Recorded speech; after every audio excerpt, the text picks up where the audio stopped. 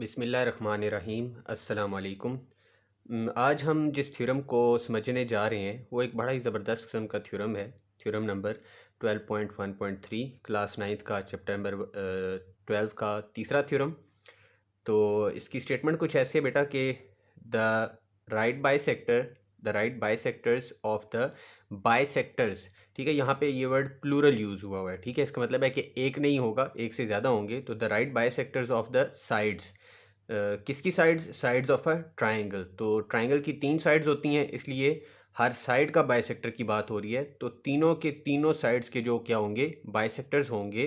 कौन से वाले? Right bisectors. The right bisectors of the sides of a triangle are concurrent. के ये तीनों के तीनों जो राइट बाइसेक्टर्स होंगे, तीनों साइड्स के, ट्राइंगल की तीनों साइड्स के, आर कंकरेंट। कंकरेंट से मुराद ये है कि वो तीनों के तीनों बाइसेक्टर्स एक ही पॉइंट पर क्या होंगे?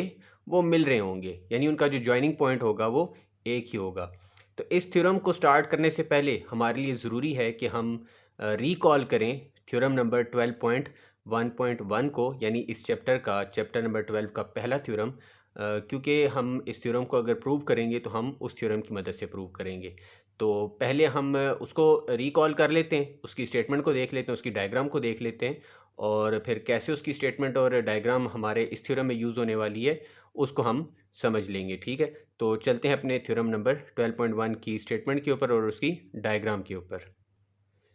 जी बेटा, ये है हमारा थ्योरम नंबर 12.1.1 और उसकी स्टेटमेंट है, और ये उसकी डायग्राम है। ठीक है, ये ऑलरेडी मैंने थ्योरम जो है वो एक्सप्लेन कर दिया है, और इसकी वीडियो जो है वो मैंने अपलोड कर दी है। लिंक जो है वो आपको डिस्क्रिप्शन में मिल जाएगा। तो स्टेटमेंट पे आते हैं। स्टेटमेंट इसकी हमने जो पढ़ी थी वो ये थी कि any point on the right bisector of a line segment is equi distant from its and points. कि अगर हमारे पास एक लाइन सेगमेंट हो और उस लाइन सेगमेंट का एक राइट बाइसेक्टर हो, तो कोई भी पॉइंट, किसी भी पॉइंट के उस राइट बाइसेक्टर के ऊपर होने के लिए, यानी मौजूद होने के लिए, ज़रूरी ये है कि इस पॉइंट का जो फासला है, डिस्टेंस है, वो इक्वल होगा कहाँ से? From its and points. यानी इट्स से यहाँ मुराद है लाइन सेगमेंट, जैसा कि यहाँ हमने डायग्राम में भी दिखाया हुआ है कि ये हमारे पास लाइन सेगमेंट ए भी है, और ये लाइन एल एम जो कि बाइसेक्टर है इस वक्त। तो ये पॉइंट पी है जो कि बाइसेक्टर के ऊपर है। तो ये बाइसेक्टर के ऊपर इसलिए पॉइंट पाया जाता है क्योंकि इस पॉइंट का जो डिस्टेंस है, पॉइंट पी का जो डिस्टेंस है, वो लाइन सेगमेंट के एंड पॉइंट से क्या है? इक्वल है। यानी पी ए और पी बी जो डिस्टेंस है वो आपस में इक्वल है, इसलिए ये पॉइंट पी पॉइंट जो है वो बाइसेक्टर के ऊपर मौजूद है। ठीक है, तो अब हम स्टार्ट करते हैं अपना थ्योरम 12.1.3 और उसको देखते हैं कि उसको कैसे सॉल्व करना है। हमें इन पॉइंट्स को ध्यान में रखना है कि कोई भी पॉइंट लाइन राइट बाइसेक्टर के ऊपर उस वक्त होगा जब उस पॉइंट का फासला जो है वो लाइन सेगमेंट के एंड पॉइंट से क्या होगा? इक्वल होगा।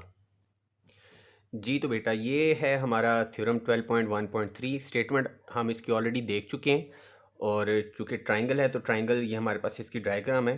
तो हमें सिर्फ़ और सिर्फ जो चीज़ इस थ्योरम में गिवन है वो ये है कि हमें एक ट्राइंगल गिवन है। ठीक है, और ट्राइंगल के जो है वो 3 साइड्स हैं, वो हमें गिवन है कि ये ए सी साइड है, बी सी साइड है और ए बी साइड है।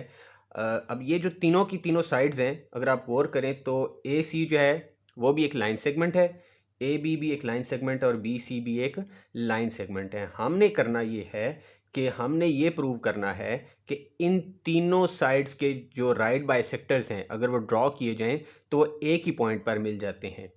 तो हम करते ये हैं कि हम दो साइड्स का तो राइट बाइसेक्टर बना लेते हैं, जैसा कि हमने यहाँ पे ए बी साइड का, ये देखें, राइट बाइसेक्टर एक बना लिया। यानी एक लाइन है जो यहाँ से मूव करती करती कहाँ पे आ रही है? यहाँ तक आ रही है, ये हमने एक बना लिया। और इसी तरह हम दूसरी साइड यानी बी सी साइड का भी हमने क्या कर लिया? Right bisector. ये 90 का एंगल है और ये बाइसेक्टर है, यानी इसके मिड से पास कर रहा है, तो ये भी हमने बना लिया। और ये दोनों बाइसेक्टर्स फ़िलहाल एक पॉइंट पे मिल रहे हैं। हमने प्रूव ये करना है कि अगर तीसरी साइड का भी राइट बाइसेक्टर बनाया जाए तो वो भी इसी पॉइंट पे आकर इन दोनों के साथ क्या कर जाएगा? मिल जाएगा। ठीक है, तो एक तो ये हमारे पास ये फ़िलहाल तो ये ओ पॉइंट आया कि जो दो बाइसेक्टर्स के जॉइन से हमें मिला है। ठीक है, और हमने किया ये है कि इस ओ पॉइंट को हमने तीनों वर्टिसेस, ट्राइंगल के तीनों वर्टिसेस यानी ओ को ए से, ओ को बी से और ओ को सी से क्या कर दिया है, ज्वाइन कर दिया है। ठीक हो गया। तो इसमें जो हमारे पास गिवन है वो हमारे पास ट्राइंगल गिवन है। ठीक है, ट्राइंगल ए बी सी, जैसा कि यहाँ हमारे पास इस डायग्राम में आ गई है। ठीक है, जो हमने इसकी डायग्राम बनाई हुई है, ट्राइंगल ए बी सी हमारे पास आ गई। सेकेंडली जो हमारे पास जो चीज़ आई है वो है कि इसमें हमने क्या करना है, प्रूव ये करना है कि जो बाइसेक्टर्स हैं तीनों साइड्स के वो क्या करें, वो एक ही पॉइंट पर मिल रहे हैं यानी कंकरेंट है। ठीक है, तो प्रूव जो चीज़ हमने करनी है वो ये है कि द राइट बाइसेक्टर्स ऑफ कौन कौन सी साइड के, हमारे पास जो तीन साइड्स हैं, ठीक है, side A B, side B C और साइड सी ए जो है, the right bisectors of side A B C, A B line segment A B, line segment B C और line segment C A are concurrent. ये हमने क्या करना है, prove करना है। तो कंस्ट्रक्शन जो हमारी है वो हम ऑलरेडी मैं आपको एक्सप्लेन कर चुका हूँ कि बजाय तीनों साइड्स के राइट बाइसेक्टर्स बनाने के हम दो साइड्स के क्या कर लेंगे, राइट बाइसेक्टर्स बना लेंगे और वो दोनों बाइसेक्टर्स एक पॉइंट पे क्या कर जाएंगे, मिल जाएंगे। जिस पॉइंट पर वो मिलेंगे वो पॉइंट ओ है। प्रूव हमने ये करना है कि जो तीसरा बाइसेक्टर बनेगा वो भी उसी पॉइंट पर आके उन दोनों बाइसेक्टर्स के साथ क्या हो जाएगा, मिल जाएगा। ठीक हो गया। तो कंस्ट्रक्शन पे जब हम आते हैं तो कंस्ट्रक्शन में हमारे पास आ जाता है कि draw the right bisectors of A B, यानी ए बी का भी राइट बाइसेक्टर बना लें। ठीक है, जैसा कि हमारे पास ये जो डायग्राम है, इस डायग्राम में अगर आप देखें कि ए बी का भी हमने एक राइट बाइसेक्टर बना लिया है, यानी एक लाइन बना ली है जो उसके मिड पॉइंट से पास कर रही है और उसके साथ 90 का एंगल बना रही है। Draw the right bisectors of A B और बी सी, बी सी का भी हमने क्या कर लिया है, राइट बाइसेक्टर ड्रॉ कर लिया। ठीक है, और ये दोनों बाइसेक्टर्स ओ पॉइंट पर एक दूसरे को क्या करें, मिल रहे हैं, which meet each other at the point O. दोनों एक दूसरे को ओ पॉइंट पे मिल रहे हैं और हमने करना ये है फर्दर कि ओ को तीनों वर्टिसेस, ट्राइंगल के तीनों वर्टिसेस जो हैं वो ओ को ए से भी, ओ को बी से भी और ओ को सी से भी क्या कर लेना है, ज्वाइन कर लेना है। Draw the right bisectors of A B and B C which meet each other at point O, join O to A B and C. बेटा अब हम आ जाते हैं प्रूफ के ऊपर कि इसको कैसे प्रूव करना है कि ये तीनों बाइसेक्टर्स एक ही पॉइंट के ऊपर मिल रहे हैं। तो हमारे पास स्टेटमेंट्स और रीजंस आ जाती हैं।